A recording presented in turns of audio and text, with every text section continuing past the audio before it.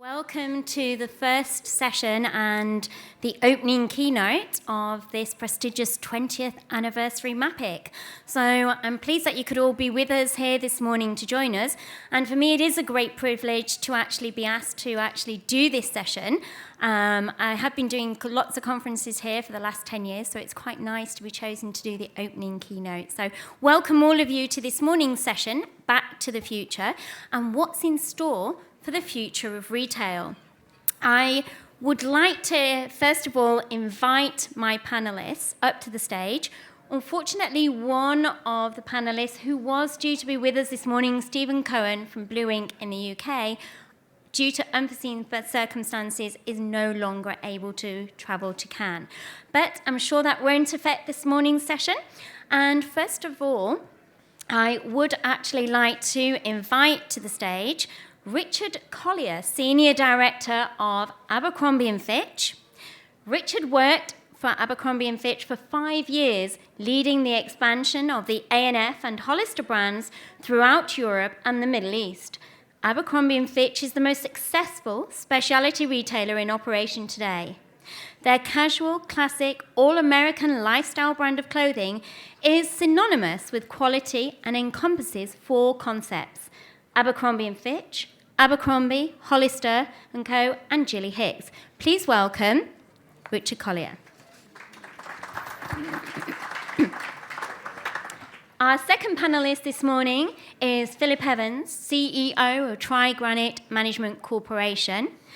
Philip joined Tri-Granite Management in December 2011 with a mandate to internationalise the operational arm of the Tri-Granite Group, with a mixed portfolio in excess of €2 billion spread across 14 countries on 3 continents.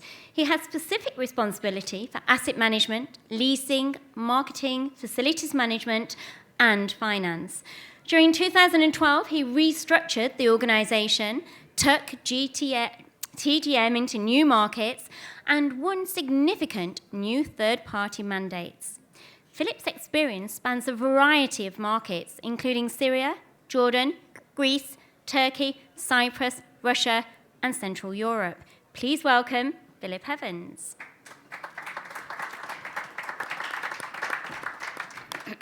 Next, we have Matteo Janel, Director of Strategic Planning, Publicis Shopper. Matteo has been working in digital agencies for 10 years and is an expert in the elaboration of strategies and digital ecosystems to support the brand promise. He also has sound experience in CRM and retail, having worked particularly on how to integrate digital tools to best accompany consumers throughout their relationship with a brand.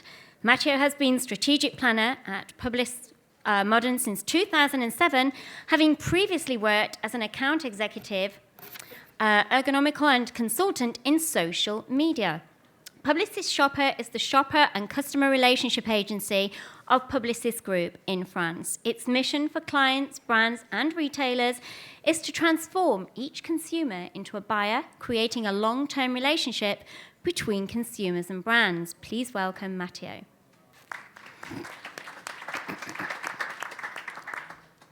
John Haddon, Senior Vice President of Retail Property for MH Alshire Company. John has 20 years' experience in the retail property industry in Europe, North Africa, and the Middle East, having started his career in the UK working with Debenhams and joined Alshire in 1997 to lead the store development function. He has worked in the Middle East for over 15 years and has opened over 2,500 retail stores in 17 countries in the Gulf region: Russia, Turkey, North Africa, and CEE. John left Alshire in 2002 to join Starbucks as Store Development Director for Europe, Middle East, and Africa, rejoining Alshire in 2004 with responsibility for property development, including real estate, store design, construction, and facilities management with brands in all countries. Please welcome John. And last, but by no means least, Carl Karcher, Managing Director of Mindfolio. Carl is MD of Innovation and Analytics Management Consultancy Mindfolio, developing visions, experiential master plans, and advanced consumer behaviour insights for retail, leisure, and residential real estate environments across the world. Previously, he was Senior Vice President with the Lego Group, responsible globally for new business development, retail, and global licensing. He led strategy, design, construction, and pre-op of two $500 million tourism projects that created branded family parks, Legoland Windsor and Legoland California, and masterminded the international retail strategy for the Lego Group, developed its first computer games and a toy of the year. Mindfolio is a management consultancy for retail, leisure, and residential real estate environments, linking and leveraging two centres of gravity: innovation and analytics. Please welcome Carl. So that's a brief introduction, ladies and gentlemen, to our panel members. And now for this morning's session. The retail industry is becoming more complex and changing at an ever-increasing speed. Shifting demographics, household downsizing, more educated consumers, new channel formats, among other trends, require that the industry quickly adjust and modify existent models, approaches, and processes to satisfy the needs of future customers in order to be successful and profitable. Retailing will become a successful industry that realizes more and more that it must tailor its offerings to selected customers, as opposed to the mass appeal approach of the 1980s, in order to win over customers and foster greater customer loyalty. There has been a seismic shift of bricks and mortars retailers onto the web over the last decade, with almost every major player now at some level offering clicks and bricks capabilities. With a few exceptions, there has been relatively little traffic the other way, of pure play online retailers opening up physical stores.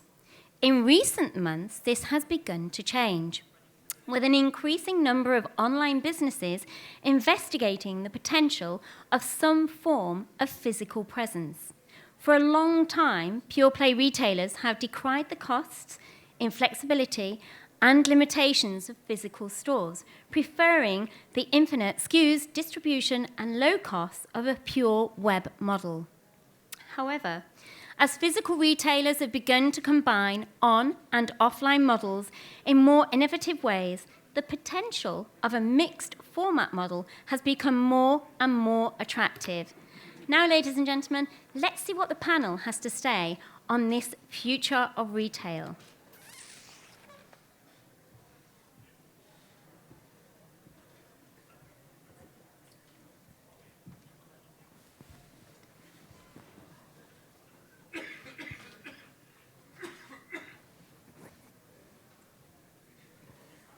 Not good. So looking at the future of retail, I think I've got a big enough mouth anyway. Can we start then? How do you create a new industry when your global competition is heritage? New brands must have a fashion vocabulary that is unique and expresses a new aesthetic. What is the brand story and how has the concept developed? John, can we start with you? And how do you educate consumers in your line of business, obviously with Alshaya, with brands all over the world? How do you educate the people for the new brands? And what about the other side of going into new markets? How do you do that? The company that I work for is a franchise organization. We have about 3,000 stores across Europe and the Middle East. And what we do is franchising. So we take brands from the US, from the UK, major international brands, and we develop those brands and basically open stores across multiple regions where the brands, for whatever reason themselves, don't feel that there's an opportunity for them to own and operate that pieces of real estate. Brands such as Starbucks, Debenhams, Cheesecake Factory are just a few of the brands that we represent. And one of the things that we do, and one of the things that I see changing quite a lot, is consumer habits, consumer behaviors, and the need for brands to continue to evolve and continue to change. Now, as a franchise operation, we're there basically to replicate. and hopefully do as well with what the brands do in their own markets. And so we're very much at the behest of the brands themselves and how they evolve over time as to how well we can successfully do. We're very fortunate that we're in a majority of our stores in a region like the Middle East where consumer spending is very, very high. And also, there was huge amounts of consumer knowledge of brands. So when we do our research and we talk to retailers across the world, many of the brands that we represent are actually already known, already established, and many of the consumers that we appeal to know the brands. Now, at the end of the day, you need to do a huge amount of customer research. You need to do a lot of data analysis, especially when you're entering new markets, and most of the markets we go into are developing markets. But at the end of the day, it's all down to whether or not that consumer will accept the brand, understand the brand, and then basically move with that brand and take it on as we move to get bigger and bigger and bigger. Now, for me, that is a lot, and I'll be interested to see what Richard says later on, but a lot of that is about the brands themselves. We find with some brands, if they remain static, if they don't evolve, if they don't change, if they don't understand and listen to the consumer, then we see not just in their own markets, but also in our markets, more importantly, the brand begins to suffer. And I think there is many, many brands around the world that are leading the change, listening to their consumer much more than they were before, understanding what that consumer wants, but also creating what I think is more of a lifestyle opportunity. Consumers can buy anything online. So whether you're Mothercare, you're Debenhams, whatever you are for the brands we represent, you can pretty much buy it online these days. The most important thing for us now is how do we create that environment? How do we really create that shopping experience that the consumer wants to avoid them shopping online? Online is great, but at the end of the day, many of us here are involved in bricks and mortar. And we need to continue to evolve that experience. And I think that's the most vital thing for us with many of the brands. Talking about engagement, Matteo, how do you integrate digital tools to assist consumers in this brand engagement? It's because we try to educate our clients to embrace the whole path of purchase. Meaning, for a long time, retailers were focused on the moment people spend in their shop. And I think today it's much more than that.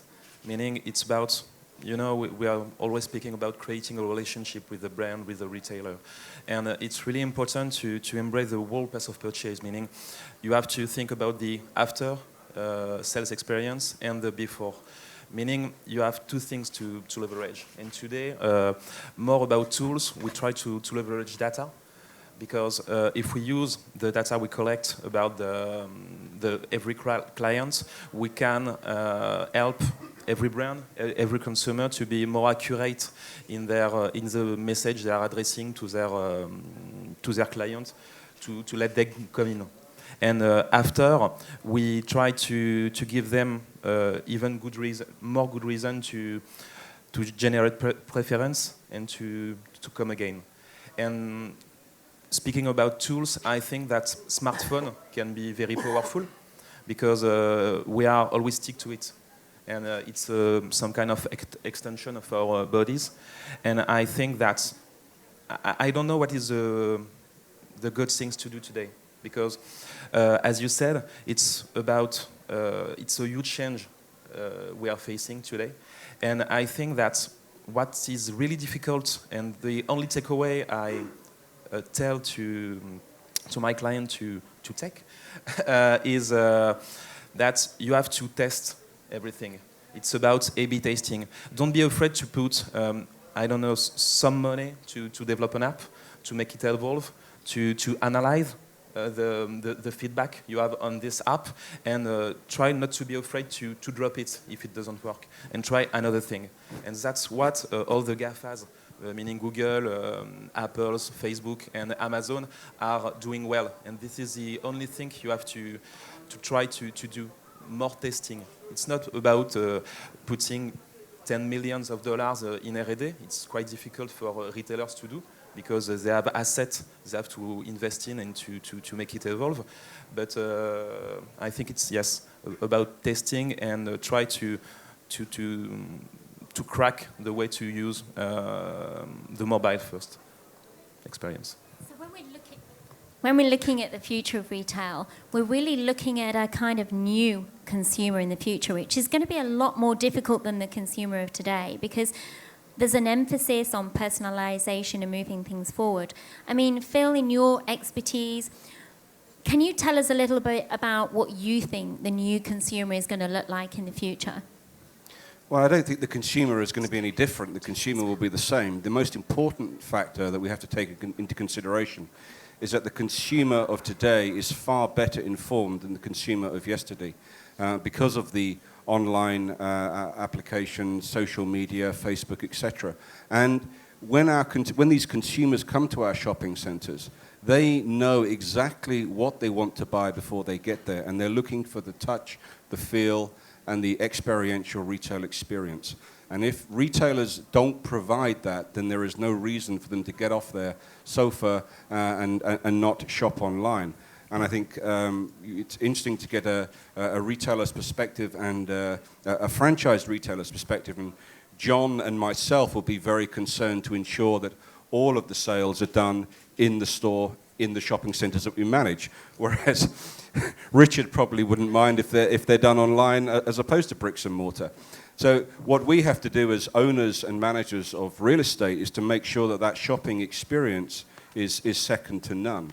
And we're kind of stuck on this 1 hour, 40-minute dwell time figure in Europe, whereas in the Middle East, the experience is 3, 4, 5 hours. And that's probably due to the weather, but they are far better at making sure that the shopping experience is a whole day out experience, because it involves great food, great leisure, great entertainment, as well as a great retail experience. And I think one other thing on the consumer, one thing that the retailers have to, and this is a personal experience I had just a few weeks ago, in a shopping center, went into one particular brand, they didn't have what we wanted, we went home and purchased it online. Now that, if I was the owner of that shopping center, I'd be very concerned, because that's a retail sale that I have lost the turnover rent on. Went into another retailer, they didn't have the product in store, but guess what? The sales assistant had their iPad there, and they did it for us, and they purchased it online, and we paid for it in the store. That's, I think, the message for retailers, that retailers have to make sure that they are capturing absolutely every single available spend and not letting it disappear online. And our responsibility as owners of real estate and managers of real estate is to make sure that we are creating that platform for retailers to excel, but also providing the right shopping experiential experience. So retail really has moved from once being location to this experiential factor, and looking at what can be more about the living experience. I mean, Carl, how will we prepare in the future our malls and their fund managers for thriving in the Amazon age? How do you see this going forward? Good morning. Well, any conversation about that, I think, has to start with consumers, and we already managed to talk about it. But I think we have to internalize that our consumers, irrespective of age, have become stimulation junkies.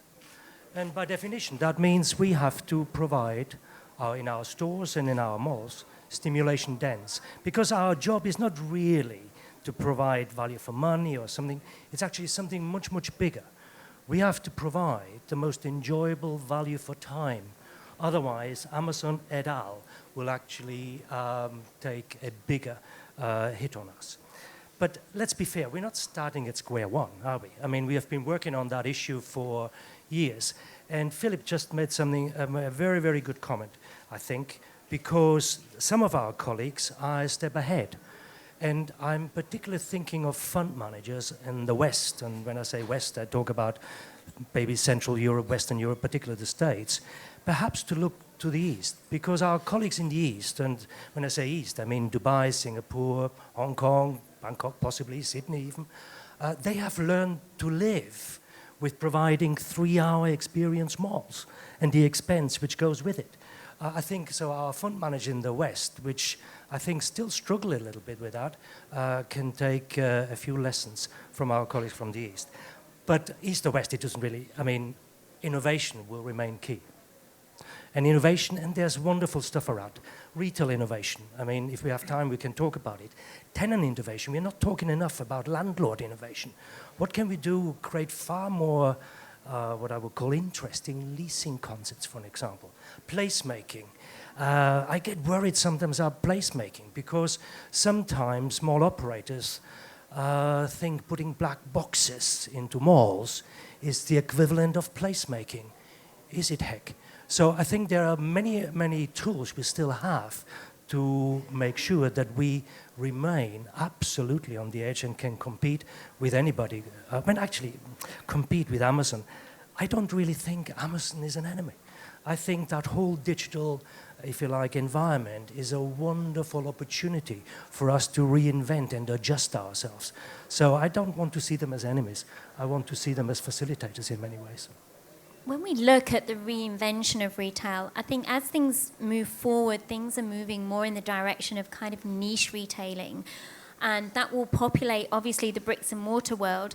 But what about, obviously, the specialty retailers that are looking at kind of bigger portfolios of smaller footprint stores?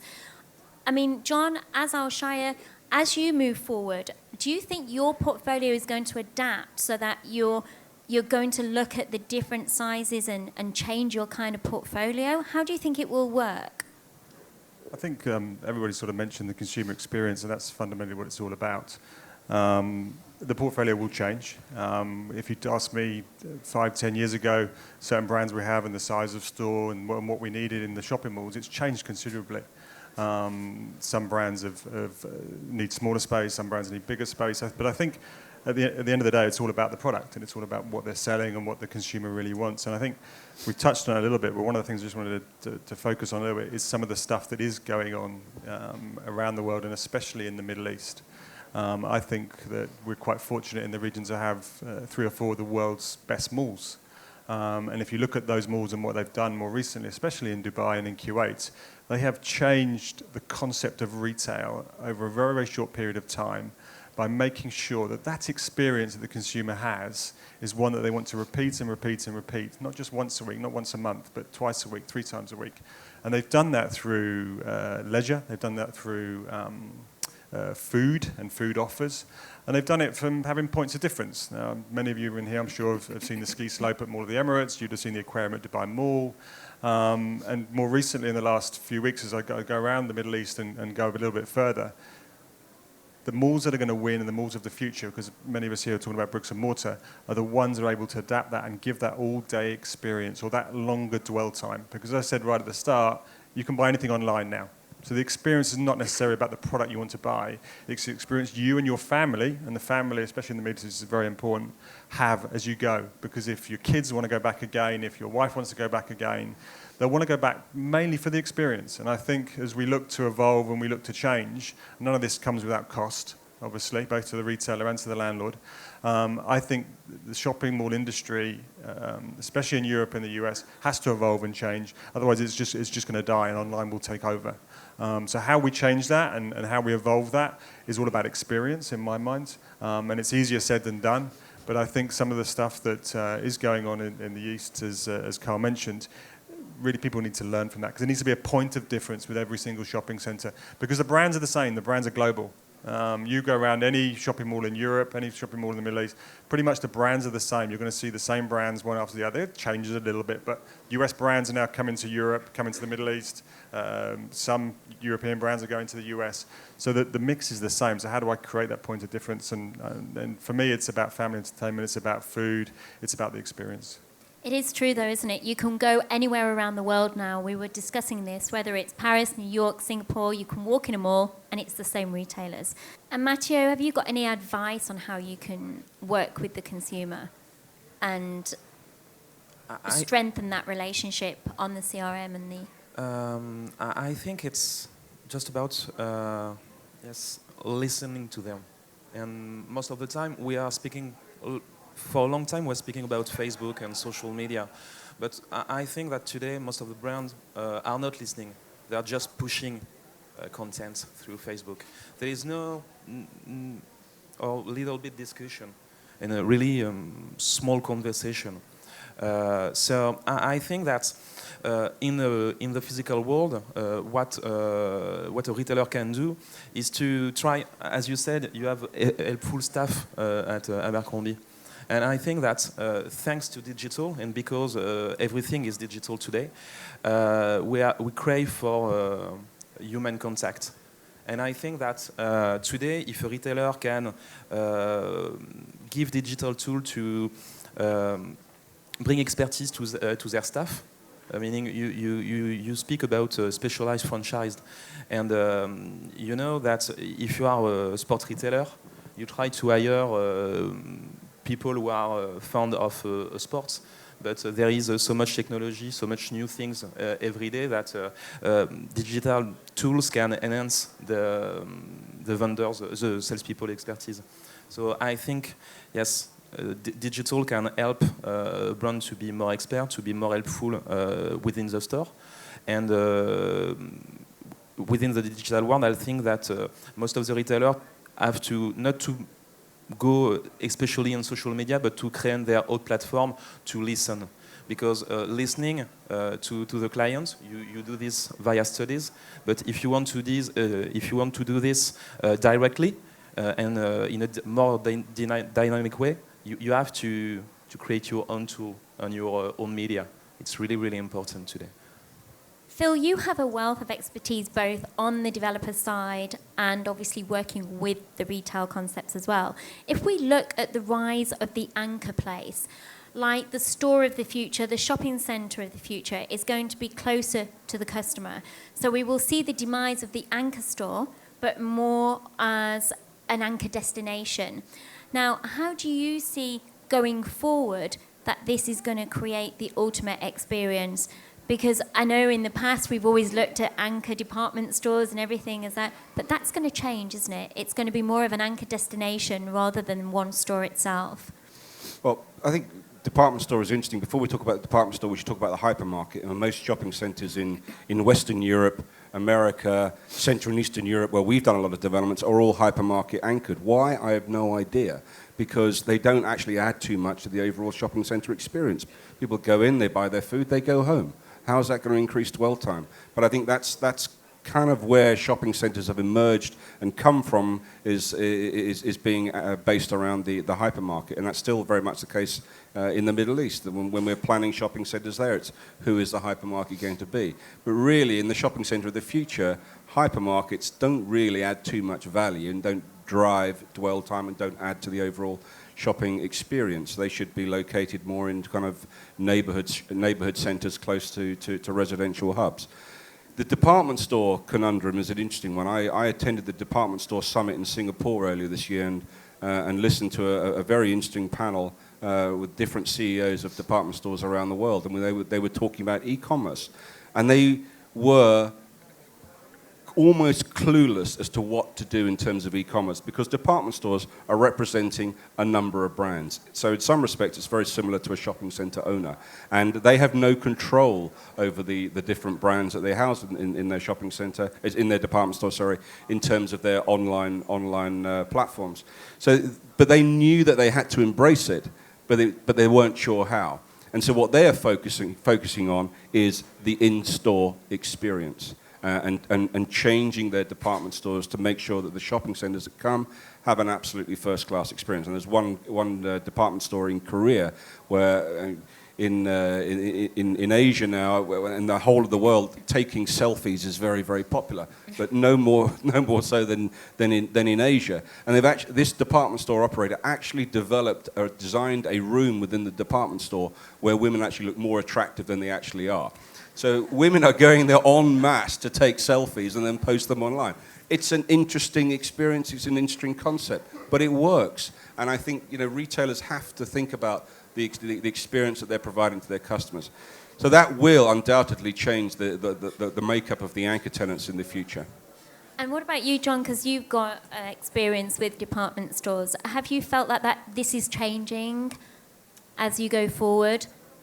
I think the anchor store chain that we have is Debenhams, the UK department store chain. And I think for us, Debenhams is a Middle East deal for us. And I think the Middle East is still has anchor stores, still needs anchor stores, and is a little bit different in terms of that. So I think for us, the department store is actually quite good for us because what it does enable us to do is to trial things. So we've got a department store business there where it's full of different brands, and if we have new brands that we want to introduce into the market that we may not necessarily be 100% certain the consumer will want to involve with standalone bricks and mortar stores, it actually gives us that opportunity to trial something, see how it does. If it works, then we can take it from a concession business into a standalone business. If it doesn't work, then at the end of the day, we've not invested a huge amount in terms of the trial. And Carl, what do you think it will take if a traditional anchor tenants become increasingly too weak for purpose? Now it's getting touchy. I think if you're already in trouble, then there's probably no way out because it's not going to get better. No, but really, I think when we talk about anchors, it's very useful to remember its original name. The original name for anchor was draw tenant. And I think that's a very, very good name because that makes the assessment whether we should have this anchor, whatever it may be, hyper or department store, easier. Because if that anchor draws their business from your catchment, why on earth would you give him peppercorn rents? If, however, that anchor draws from outside, then maybe there's a case to be made. But in many ways, I think there's another element to make an assessment what sort of anchors one should have. Because the most valuable anchors must be the one who deliver to the mall what the mall itself needs most. What the mall itself needs most. And that is unique experience, some sort of differentiation, and of course, quality footfall. Not numbers, quality footfall. And I think we've already mentioned it. We have to leave probably some of our blinkers behind because we tended to talk about hypermarkets and department stores in many cases. Anything these days, and that's the wonderful thing about innovation, anything these days can be an anchor. As long as it has critical mass of benefits that essentially make people travel. That can be an anchor. And, you know, it can be even placemaking. I mean, when you think what Rick Caruso has done in the Grove in LA, that, you know, that central, what I would call landscape piece, is an anchor.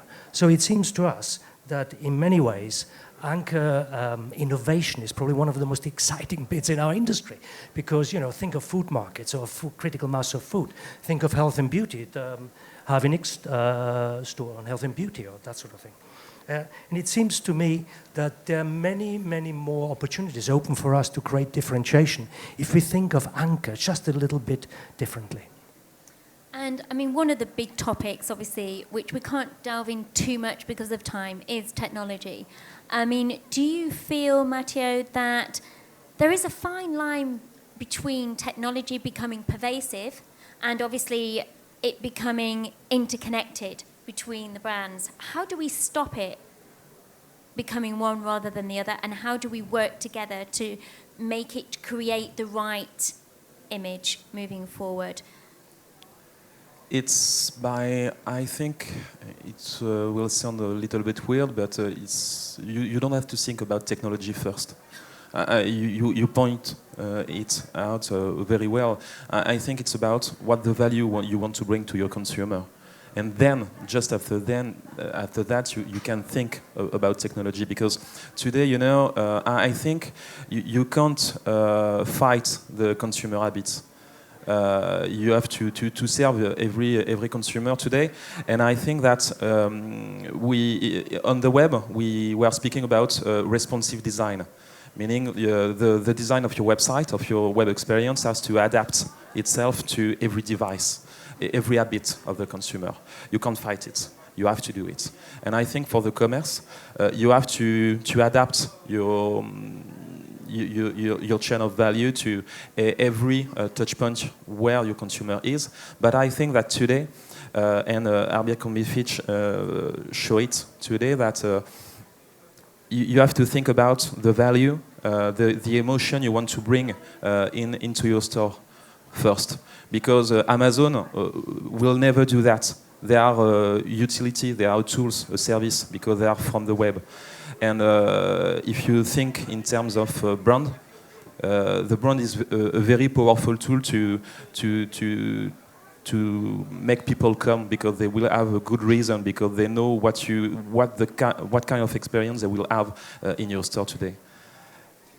I mean, before we just ask questions, I mean, it is important then when we're looking at data, I mean, Carl, what will it take to conquer the fear and jealousy about sharing data between landlord and retailer for a win-win result? Please don't fall asleep when we start talking about data. It sounds a very boring subject, but actually it's quite important. Actually, it's a wonderful dichotomy, is there not? Because we all sort of got easy about talking omni-channel and apps, and we realized that physical and digital basically have become inseparable. And yet, isn't it amazing? Isn't it somewhat strange? When we talk about leasing contracts, we essentially talk about the physical world. Who has really thought hard about integrating the digital aspects, the digital IPs, into what leasing will be tomorrow? I predict that will be the next big leasing nettles in terms of making sure that data sharing can happen. I'll give you two examples. Beacons. Every retailer wants a beacon because obviously via smartphone you want to give the people. Now, if you want to do it on your own, you're going to change batteries every 3 months in 100 different beacons. Or you do it via the mall, who basically has supplied you with power. The mall wants a beacon as well, so will they basically clash? Another very boring word is application programming interface. It's boring, but actually it allows two systems to talk to one another. Every mall over time would want to be a mini Google. So when the consumer comes in and says, where's that black dress? They can see it. Well, it'll not happen unless retailer and malls cooperate with API. So boring stuff on the face of it, I have to tell you. But what you're talking about is building the priceless marketing infrastructure of the future. So I think it is worth really thinking about it. Jane, can I just add one point on that? I think utopia for me, as an owner and operator of malls, is cooperation not just with the retailers but also Google, so that we can send our customers a message alert as they go through our shopping centres, because we know their Google search history and we know that they were looking for a pair of Levi jeans in size 12, and we can send them a message saying the store, third store on the right as you're walking through the shopping centre, fourth shelf down the left-hand side has your size in stock today. And I think that if we can get to that stage in the future, then we will really take on e-commerce. But that involves a huge amount of collaboration. That's API. And before we finish, are there any burgeoning questions from the audience for our panelists? There's a gentleman here.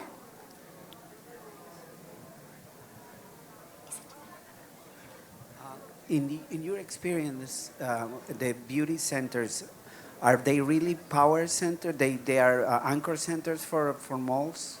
Sorry, didn't hear the question. The beauty centers, like spas and things like that, do they really work as an anchor? That's probably a reference to what I said. No, I didn't mean a spa. There's actually Harvey Nichols developed a standalone concept of health and beauty over 3 floors. So that is an anchor. A spa in its own right is usually associated with a hotel and a day spa. That's an interesting tenant, but I wouldn't necessarily say on its own it's an anchor, no. But I mean, the Harvey Nichols thing, no, would we say it's pretty cool. I think it's just a value add. I don't think it's that important for a centre or certainly for a department store to have it, because I think, as you said, the experience is more aligned to a different type of experience rather than shopping. Any more questions? There's a gentleman at the front. Hello, my name is Agon Ferry, and I represent an Albanian company which is developing a shopping center lately in Tirana, in the capital. And what we're struggling most is that how can we get you guys to come in this shopping center, to come in the country? How can we get your attention? And my question goes to Philip, Mr. Philip.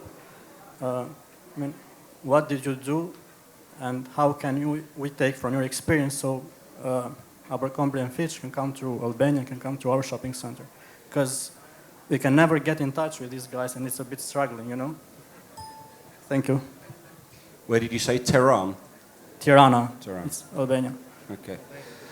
Well, it's an interesting question. I think in order to attract the likes of Abercrombie and Fitch and Hollister and the huge stable of brands that Al Shire represent, any developer has to have credibility. and prove to the retailers that they're going to build something which is sustainable over the longer term, and demonstrate that they understand how the retailers are going to make money in that mall. So you've got to be able to demonstrate that you've done your research, you understand what the catchment is, you understand the socio-economic profile of your potential customers, and how much money they're potentially going to spend within that shopping centre. Retailers are looking for new markets all the time, and franchise retailers, they have an obligation to the brands that they represent to open a certain number of new stores every year. So they are looking for new markets. But I think for new and interesting markets, it's all about the developer having a track record, or if it doesn't have a track record, about bringing people in that do have a track record and are able to deliver, develop, and manage something which is sustainable over the longer term. Well, I'm sorry, but we're out of time, but the panelists will be available if you want to ask any more questions. And in summarization, for companies that can manage complexity and respond to market forces, the future will be a time of tremendous growth opportunities. The companies most at risk will be the incumbent leaders. If exploitation of existing opportunity causes inertia on newly emerging opportunities, going forward, the market will talk to the retailers and suppliers that tune in. Consumers will tell you what they want if you know where to listen. More places to listen to consumers and spot trends, more tools and technologies to enable more focused responses, and greater opportunity to be specific, individualized, and relevant. To succeed, retailers and suppliers must remember who got them there, and also embrace new assumptions that drive the new outlook. Past business drivers will wane but won't entirely disappear. New business drivers will become more prevalent. Thank you for attending the session. I hope it's been useful for you. And thank you to this morning's panelists.